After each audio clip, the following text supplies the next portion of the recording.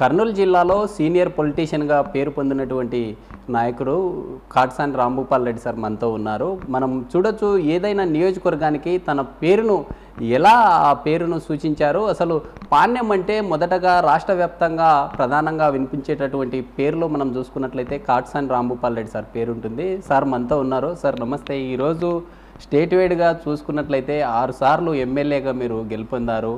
ఎలా స్టార్ట్ అయిందంటారు మీ రాజకీయ జర్నీ? ఎలా స్టార్ట్ అయింది? ఏం చెప్పదలుచుకున్నారు రాష్ట్ర ప్రజలు? నేను ఇంటర్మీడియట్ చదివేటప్పుడే ఎమ్మెల్యే కావాలనేది ఒకటి. చల్లా రామకృష్ణారెడ్డి ఎమ్మెల్యే అయిన తర్వాత ఖచ్చితంగా ఈ పాణ్యం నుంచి నియోజకవర్గం నుంచి ఎమ్మెల్యే కావాలనేది ఒకటి. దేవుడు కూడా కలిసి రావడం. ఆ రోజు చల్లా రామకృష్ణారెడ్డి తెలుగుదేశం పార్టీలో టికెట్ రాకపోవడం, మాకు డైరెక్ట్గా సపోర్ట్ చేయడము. మనకు అంటే 85లో చాలామంది, అంటే ఇప్పుడు మనకు చల్లా రామకృష్ణారెడ్డి కూడా సపోర్ట్ చేశాడు, దాన్ని కాదని చెప్పడానికి లేదు. చల్లా రామకృష్ణారెడ్డి సపోర్ట్ చేశాడు. దాంతోపాటు పాణ్యం ప్రజలలో ఒక్కసారి అంతకుముందే 79లో మా ఫాదర్ వాళ్ళు చనిపోయినారు, 7 మర్డర్స్. అది ఒక సింపతి పనిచేసింది. ఇంకా ఒక్కసారి ప్రజలు మనకు అధికారం ఇచ్చిన తర్వాత మాత్రం ప్రజలకు ఏం కావాల్సింది, ప్రజలకు అవసరాలను బట్టి వాళ్ళకి చేసి ప్రతి ఒక్క కార్యకర్తకు నాయకుడికి అండగా ఉండే విధంగా పాణ్యం ఉండాం. కాబట్టి దానికి మనం బలంగా మనం మొత్తంగా ఆ రోజు నుంచి ఈ రోజు వరకు స్టాండర్డ్ అయిపోయింది. ఎలా సార్, అంటే మీరు ఇంటర్మీడియట్ చదువుతున్నప్పుడే ఎమ్మెల్యేగా కావాలని అనుకున్నారు. తర్వాత మీ ఫాదర్ వాళ్ళు లేకపోవడం, మీకు బ్యాక్ బోన్ ఉంటూ ఎవరు నడిపించారు? ఎలా మీకు కోఆపరేట్ చేశారంటారు ప్రధానంగా? నేను నర్సాపేట చేసేటప్పుడు కాసు కృష్ణారెడ్డి ఎమ్మెల్యేగా పోటీ చేసినాడు. నేను ఎస్కేఆర్బిఆర్ కాలేజీలో పనిచేసాను. కాసు రాఘవమ్మ బ్రహ్మానంద రెడ్డి కాలేజీలో ఇంటర్మీడియట్. అప్పటి నుంచి కూడా వాళ్ళతో పాటు ఆయన చేసినప్పుడు కూడా ఆయన ఆ రోజు చూసాం. ఖచ్చితంగా రాజకీయాలలోకి రావాలని చూస్తాం. మా ఫాదర్ వాళ్ళు చనిపోయినాక మా చిన్న కాటసాని శివారెడ్డి నేను, ఆయన మొత్తం మమ్మల్ని అందరినీ పెంచి పెద్ద చేసి మమ్మల్ని అందరినీ ఈ స్థితి కల్పించినవాడు మా చిన్న శివారెడ్డి గారు. ఈ గతంలో మనం చూసుకున్నట్లయితే ఈ అవుకు కావచ్చు, లేదా మన బనగానపల్లె, ఈ పాణ్యం సెగ్మెంట్లలో ఎక్కువగా మనం ఫ్యాక్షన్ని చూస్తూ ఉంటాం సార్. అంటే మీరు ఎమ్మెల్యేగా అయిన తర్వాత దీన్ని ఎలా రూపుమాపారని చెప్పొచ్చు? మీరు అందుకు దివంగత నేత రాజశేఖర రెడ్డి గారు, దాంతోపాటు ప్రజలలో కూడా అవేర్నెస్ పెరిగింది. ఇంకా ఎన్ని రోజులు ఫ్యాక్షన్, ఆల్మోస్ట్ ఆల్ ఫ్యాక్షన్ లీడర్లు కూడా ఈ ఫ్యాక్షన్ వద్దనుకోవడం. 2004లో నేను 4వసారి గెలిచిన తర్వాత బిజ్జం పార్థసారథి రెడ్డి మేమందరం కూడా కాంప్రమైజ్ కావాలనుకోవడం. దానికి ముఖ్యమంత్రి రాజశేఖర రెడ్డి గారు కూడా కొద్దిగా ఇంట్రెస్ట్ తీసుకొని చేయడంతోనే మొత్తం ఫ్యాక్షన్ అంతా ప్రాబ్లం లేకుండా అయిపోయింది. అందుకు దివంగత నేత రాజశేఖర రెడ్డి గారికి థ్యాంక్స్ చెప్పాలి. సార్, ప్రధానంగా మనం చూడొచ్చు, వైసీపీ ప్రభుత్వ పాలనలో 5 సంవత్సరాలలో ప్రజలకు ఎలాంటి సంక్షేమ అభివృద్ధి అందించారు, ప్రజలు ఏమనుకుంటా ఉన్నారు? మీరు ఇంటింటికి వెళ్తూ ఉన్నారు గడప గడప అనే కార్యక్రమాల ద్వారా. ప్రజలు మీకు ఏం కోరుతూ ఉన్నారు? ఎలాంటి సమస్యలు వస్తూ ఉన్నాయి సార్? మీకు ఒకటి చెప్తేనండి, ఈరోజు గడప గడప మేము పోయినప్పుడు వీళ్ళందరూ బయట కొన్ని మీడియా వాళ్ళు పని కట్టుకోనో ఇంకొకటి ఏదో వాట్సాప్లోనో ఫేస్బుక్లోనో వాళ్ళు ఇష్టం వచ్చినట్టు రాస్తున్నారు. కానీ వాళ్ళు ఏదో ఒకడో ఇద్దరు అడిగినంత మాత్రాన ఇదేందో పెద్దగా ఇదేదో అయిపోతుందని రాస్తున్నారు. కానీ 90% ప్రజలు, పేద ప్రజలు కూడా ఈ రాష్ట్ర ముఖ్యమంత్రి జగన్మోహన్ రెడ్డి గారు ఇచ్చే సంక్షేమ పథకాలన్నీ కూడా డైరెక్ట్గా ఇంకొక మీడియేటర్ లేకుండా డైరెక్ట్గా వాళ్ళ అకౌంట్లో పడుతున్నాయి. ఎవరితో అవసరం లేదు. ప్రజలు దాన్ని కోరుకుంటారు తప్ప ఇంకొకరిని గురించి ఎవరు నాయకుడు అయితే. ఇప్పుడు జగన్మోహన్ రెడ్డి వచ్చిన తర్వాత 2 లక్షల కోట్ల పైగా డబ్బులు వాళ్ళకు బటన్ నొక్కి మొత్తం వాళ్ళకి ఆన్లైన్లో డబ్బులు ఇవ్వడం జరిగింది. అంతకుముందు గవర్నమెంట్ ఎవరు లేదు. ఇప్పుడు ముఖ్యమంత్రి గారు ఇచ్చినారు కాబట్టి మొత్తం మనం ఈ సంక్షేమ పథకాలన్నీ కూడా ప్రజలందరూ కూడా కొనసాగాలనుకుంటున్నారు. కాబట్టి మళ్ళీ మాకు వైఎస్ఆర్సీపీ పార్టీగా ఓటేస్తారనేది మాకు పూర్తి నమ్మకం ఉంది. రాష్ట్రంలో ప్రభుత్వం సంక్షేమం అందిస్తూ ఉంది, అభివృద్ధి అనేటటువంటిది కుంటుపడింది, అభివృద్ధి ఎలాంటి డెవలప్మెంట్ కాలేదు రాష్ట్రంలో అని చెప్పి ప్రతిపక్షాలు అంటూ ఉన్నాయి. మీరు ఏమంటారు సార్? వాళ్ళు మాట్లాడే ఇప్పుడు రోడ్లు, ఇప్పుడు వాళ్ళు తిరిగే రోడ్ల మీద రైట్ ఓకే అనుకునేంత ఏదైనా ఒకవేళ కొన్ని ఊళ్ళల్లో రోడ్లు అదంతా, కానీ 90% కూడా మనం ఎక్కడెక్కడ ఇబ్బంది ఉందో ఆ రోడ్లన్నీ వేయగలిగినాం. ఇప్పుడు ఈ నేషనల్ హైవే రోడ్డు, ఇప్పుడు కృష్ణానగర్ ఫ్లైఓవర్ బ్రిడ్జ్ ఉంది. దాన్ని మనం ఇమ్మీడియట్గా ఎమ్మడబడి మనం మొత్తం శాంక్షన్ అయిపోయి దాన్ని కంప్లీట్ చేసాం. ఇప్పుడు మాకు కర్నూలు టౌన్లో నుంచి లక్ష్మీపురం నుంచి పుసులూరు రేముడూరు ఇవన్నీ కూడా రోడ్ వేసి అది డెవలప్మెంట్ కదా చెప్పండి. నన్నూరులో బ్రిడ్జిలు కట్టాం, ఔటర్ రింగ్ రోడ్డు బయట రోడ్డు వేయించేసాం. ఇంకా ఇవన్నీ డెవలప్మెంట్ కాదంటే చెప్తే ఎట్లా చెప్పండి. ఊరికే వాళ్ళు ఇష్టం వచ్చినట్టు తెలుగుదేశం వాళ్ళు మనకు ఇప్పుడు స్కూల్స్ బిల్డింగ్ నాడు నేడు కింద హాస్పిటల్స్ కట్టాం. ఇవన్నీ అభివృద్ధి కాదా? ప్రతి ఒక్క ఊళ్ళో సచివాలయము, రైతు భరోసా, హెల్త్ సెంటర్ కట్టి ఇవన్నీ అభివృద్ధి కాదా చెప్పండి. అంటే వాళ్ళు చెప్పినట్టు చేసే అభివృద్ధి లేకుంటే లేదా? దాని గురించి ఇప్పుడు గోర్కల్ రిజర్వాయర్లో మొత్తం గవర్నమెంట్ ఎమ్మడిపడి శాంక్షన్ చేయించేసి మనం నీళ్ళు ఎక్కడ కూడా ఇప్పుడు నీళ్ళకి ఇబ్బంది అంటే కూడా గోర్కల్ రిజర్వాయర్లో 11 టీఎంసీలు నీళ్లు పెట్టి రైతులకు అందరికి ఇచ్చి ఇప్పుడు వరకు ఇంకా 4 టీఎంసీలు నీళ్లు ఉన్నాయి. అంటే రైతులకు అందరికీ నీళ్ళు ఇప్పుడు పాణ్యము, బనగానపల్లి ఇవన్నీ కూడా నీళ్ళు ఇచ్చే పరిస్థితి చేసాం. అది డెవలప్మెంట్ కదా. అంతకుముందు వాళ్ళు గేట్లు పెట్టుకోలేని పరిస్థితి, మేము వచ్చిన తర్వాత గేట్లు పెట్టాం. వాళ్ళు ఇట్లా మాట్లాడితే ఎట్లయితే చెప్పండి. ఊరికే వాళ్ళు ఎంతసేపునని వాళ్ళు మాట్లాడే మాటలకు ఏదో మీరు ఉండేటటువంటి పాణ్యం నియోజకవర్గంలో గోరుకల్ రిజర్వాయర్ కావచ్చు, ఎయిర్పోర్ట్ సంబంధించినటువంటివి కూడా మొత్తం మేమే తెలుగుదేశం పార్టీ హయాంలో నిర్మించాము, మేమే అభివృద్ధి చేశామని చెప్పి టీడీపీ ప్రతిసారి ఆరోపిస్తూ ఉంది సార్. మీకు ఒకటి చెప్తాను, అంతకంటే నీచమైనది పివి నరసింహారావు గోర్కల్ రిజర్వాయర్ కోట్ల విజయభాస్కర్ రెడ్డి ముఖ్యమంత్రి అయినప్పుడు శంకుస్థాపన చేసినాడు. వాళ్ళు మాట్లాడితే ఎట్లా చెప్పండి. ఊరికే ఇష్టం వచ్చినట్టు. ఎన్టీ రామారావు పీరియడ్లో కూడా మేము అప్పుడు అంతకుముందు జియాలజికల్ సర్వే రిపోర్ట్ అవన్నీ రాకుండా నిలబడిపోయినది. మరి చెన్నారెడ్డి ముఖ్యమంత్రిగా ఉన్నప్పుడు మాట్లాడి మళ్ళీ కోట్ల విజయభాస్కర్ రెడ్డి ముఖ్యమంత్రి అయిన తర్వాత కూడా గోర్కల్ రిజర్వాయర్ కోసం జియాలజికల్ సర్వే రిపోర్టు కొద్దిగా ప్రాబ్లం ఉందని చెప్తే కూడా దాన్ని ఖచ్చితంగా ఓవర్లుక్ చేసి ఇవ్వాలని అంతవరకు బైపాస్ కెనాలు మొత్తం ఇచ్చేసి ఎస్ఆర్బీసీకి నీళ్ళు ఇచ్చిన ఘనత ఆనాడు అంటే ఒకవేళ ఇప్పుడు దివంగత నేత రాజశేఖర రెడ్డి గారు వచ్చిన తర్వాత 680 కోట్లకు గోర్కల్ రిజర్వాయర్ వచ్చాడు. నువ్వు ఎందుకు పిలిచలేకపోయినా చెప్పు. కనీసం నీళ్లు కూడా కట్టించుకోవాలి. నువ్వు తెలుగుదేశం చంద్రబాబు నాయుడు మాట్లాడమని చెప్పండి. ఆయన పీరియడ్లో 99 నుంచి 2004 వరకులో ఏం చేశాడో చెప్పండి. ముందు నీళ్లు లేకుండా ఇబ్బంది పడిన పరిస్థితి. అంతకుముందు నీళ్ళు ఇచ్చినాం. నీ టైంలో ఎందుకు నీళ్ళు లేకపోతే చెప్పండి. 2004 నుంచి 2014 వరకు కంటిన్యూగా నీళ్ళు ఇచ్చినాం ఎస్ఆర్బీసీకి ఎటువంటి ఇబ్బంది లేకుండా. మళ్ళీ 2014 చంద్రబాబు నాయుడు వచ్చినాక నీళ్లు రాలేదు. ఇంకేం చేస్తాం చెప్పండి. మళ్ళీ 2019 నుంచి ఇంతవరకు నీళ్ళు ఇచ్చినాం, ఇబ్బంది లేకుండా చేసాం. అంటే మనం ఇది డెవలప్మెంట్ కదా. ఊరికే వాళ్ళకి నచ్చినట్టు మాట్లాడితే ఎట్లయితే చెప్పండి. సార్, ఇటీవల స్కిల్ డెవలప్మెంట్ కేసులో చంద్రబాబు నాయుడు ఎక్కడైతే అరెస్ట్ అయ్యారో నంద్యాల అనేటటువంటి సెగ్మెంట్ భారతదేశంలో ఒక ప్రత్యేకత గలదు. భారత ప్రధాని అందించినటువంటి ఘనత ఉన్నటువంటి నంద్యాలు. ఆ సెగ్మెంట్లో ఇటీవల రా కదిలరా అనేటటువంటి సభ పెట్టడం జరిగింది. రాష్ట్ర వ్యాప్తంగా వైసీపీ శ్రేణులకు ఇక్కడి నుంచే కౌంట్ డౌన్ స్టార్ట్ అయిందంటూ కూడా ఘాటుగా వ్యాఖ్యానించడం జరిగింది. మీరేమంటారు సార్? ఇప్పుడు ఆ పార్టీ మాట్లాడకుంటే ప్రజలు ఎట్లా నమ్ముతారు చెప్పండి. ఇప్పుడు ఓడిపోయేటోడు కూడా నేనే గెలుస్తానని మాట్లాడతాడు. అది తెలుగుదేశంలో పరిస్థితి. ఇంకా చూసాం కదా, 3 నెలలు ఉన్నాయి ఎలక్షన్. ప్రజలు ఎవరికి పట్టం కడతారో ఎవరు కట్టరో తెలిసిపోతుంది కదా. వీళ్ళేదో మీడియాని అడ్డం పెట్టుకొని మాట్లాడితే ఏదో మీడియా అందని మేము ఇష్టం వచ్చినట్టు రాస్తామని. ఇది కొద్ది రోజులు జరుగుతుంది. తర్వాత ప్రజలు కూడా ఏది నిజాలు తెలుసుకున్న తర్వాత ఆ పేపర్లను వాళ్ళందరినీ కూడా ఇంకా వీళ్ళని వేస్ట్, వీళ్ళతో మాట్లాడడం, ఈ పేపర్ చూడడం కూడా వేస్ట్ అనే పరిస్థితికి వచ్చేస్తుంది. వైసీపీ అధిష్టానము వైనాట్ 175 అనేటటువంటి నిదానంతో ముందుకెళ్తూ ఉంది సార్. మన చూసుకున్నట్లయితే మొత్తంగా దాదాపు 80 నుంచి 90 స్థానాలు అభ్యర్థులను మారుస్తూ ఉంది. అంటే అభ్యర్థుల్లో వ్యతిరేకత ఉందంటారా, లేకుంటే ప్రజల్లో వ్యతిరేకత ఉందంటారా? ఎలా అలా ముందుకెళ్ళడం వల్ల వైసీపీ పార్టీకి ప్లస్ అయ్యే అవకాశాలు ఉన్నాయి? నేను టికెట్ ఇవ్వాల్సింది ఇవ్వకూడదని నిర్ణయించాల్సింది ఈ రాష్ట్ర ముఖ్యమంత్రి మా నాయకుడు జగన్మోహన్ రెడ్డి. మనం ఆయన ఇష్టం ఎవరికి టికెట్ ఇవ్వాలో ఎవరికి ఇవ్వకూడదని దాని మీద మనం ఏం మాట్లాడతాం చెప్పు. సార్, ఇటీవల మన జిల్లాకు సంబంధించి ఉమ్మడి జిల్లాని తీసుకున్నట్లయితే 3 సెగ్మెంట్లలో అభ్యర్థులను చేంజ్ చేయడం జరిగింది. చేంజ్ చేసినటువంటి అభ్యర్థులను కూడా నాన్ లోకల్, లోకల్ అంటూ కూడా వివాదాలు తలెత్తుతూ ఉన్నాయి. దీనికి సంబంధించి అధిష్టానంతో మీరు ఏదైనా సంప్రదించులు, మీరు ఆల్రెడీ నంద్యాల జిల్లాకి ఇన్ఛార్జిగా ఉన్నారు, ఇలాంటి సమస్యలు మీకు మీ దృష్టికి రావడం ఏదైనా జరిగింది?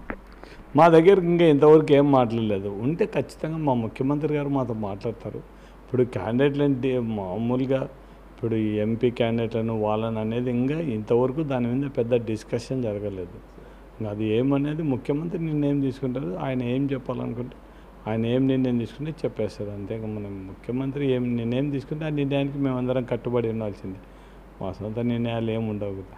ఒక సీనియర్ నాయకులుగా మీకు ఎమ్మెల్యే కాకుండా ఎంపీని బరిలో నింపనుంది అధిష్టానం అని చెప్పి వార్తలు వస్తూ ఉన్నాయి. దీన్ని మీరు ఏమంటారు సార్? నేను పొరపాటున కూడా పాణ్యం ఎమ్మెల్యేగా తప్ప ఎక్కడ పోటీ చేసే ప్రసక్తే లేదు. మొదటి నుంచి పాణ్యం నియోజకవర్గం నేను అట్లా అనుకున్నప్పుడైతే ఎప్పుడో నంద్యాల ఎంపీకి పివి నరసింహారావు రిజైన్ చేసినప్పుడే ఎంపీగా నిలబడినవాడిని. అట్లా అనుకున్నప్పుడైతే 2014లోనే ఎంపీగా పోటీ చేసాను. నాకు ఎంపీ ఇంట్రెస్ట్ లేదు. నేను ఎమ్మెల్యేగా ఉండాలి, పాణ్యం ఎమ్మెల్యేగా ఉండాలనేదే తప్ప నాకు ఇంకా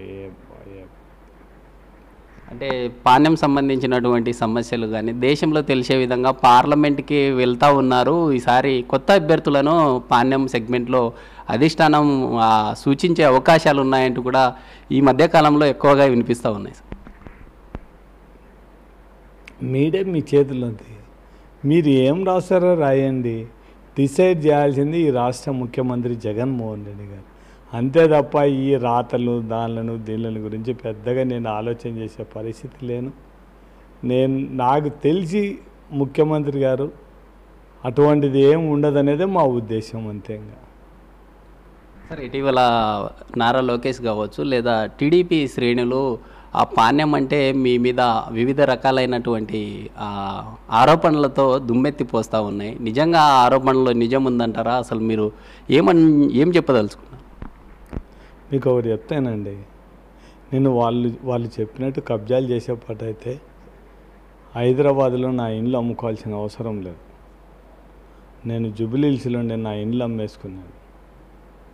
2014 ఎలక్షన్లకు చేసిన అప్పు కోసం ఇండ్లు అమ్మేస్తున్నాను. నేను వాళ్ళు అనుకున్నట్టు నాకు మొత్తం వీళ్ళందరూ మాట్లాడుతున్నారు కోట్లని.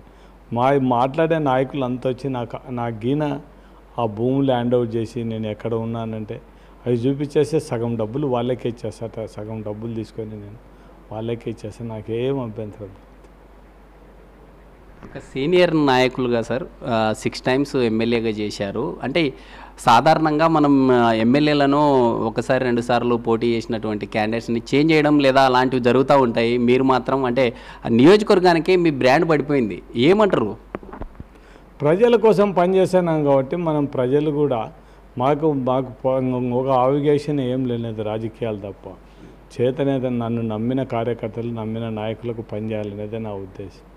ఈ ప్రజలకు అందరూ కూడా పాణ్యం నాకు ఎక్కడో ఉండేవాడిని తీసుకొచ్చి ఈరోజు ఒక రాష్ట్రంలోనే గుర్తింపు, దేశ ప్రధానిగా పివి నరసింహారావు కూడా గుర్తింపు తెచ్చినారు. అటువంటి పరిస్థితుల్లో నేను ఈ పాణ్యం ప్రజలకు ఎప్పుడు కూడా రుణపడి ఉండాలనేది నా ఉద్దేశం.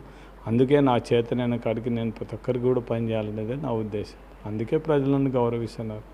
నేను పొరపాటున కూడా ఇప్పుడు వీళ్ళేదో ఓటేయలేదు, వీళ్ళ మీద కక్ష సాధింపు ఏదో ఇంకా పూర్తి వాళ్ళు ఓవర్ యాక్షన్ చేసి ఇంకా పూర్తి మా వాళ్ళని ఇబ్బంది పెట్టి ఇంకా వీళ్ళతో ఈ తలకైన అప్పుడు వాళ్ళ మీద ఏదైనా వాళ్ళు ఏదైనా తప్పు దొరికితే అటువంటి వాళ్ళ గురించి ఆలోచన చేస్తాం తప్ప పొరపాటున వీళ్ళు ఓటు వేయడం లేదని మాత్రం ఎవరి మీద కూడా ఆలోచన కూడా చేయరు. ఈ మధ్యకాలంలో మీరు గడప వెళ్తున్న సందర్భంలో కూడా మీరు ఇందాక మనం మాట్లాడుకున్నట్లు కొన్ని విలేజెస్లో ఆ వ్యతిరేకత రావడం జరిగింది, రోడ్స్ అని చెప్పి. మీకు ఒకటి చెప్తాను వ్యతిరేకత. ఇప్పుడు ఒకరి ఇంటికాడికి పోయినాము, ఆమె ఇప్పుడు ఆ ఊర్లో అన్నీ సిమెంట్ రోడ్లు వేసినాము. ఆమె కలంలో ఇల్లు కట్టుకుంది.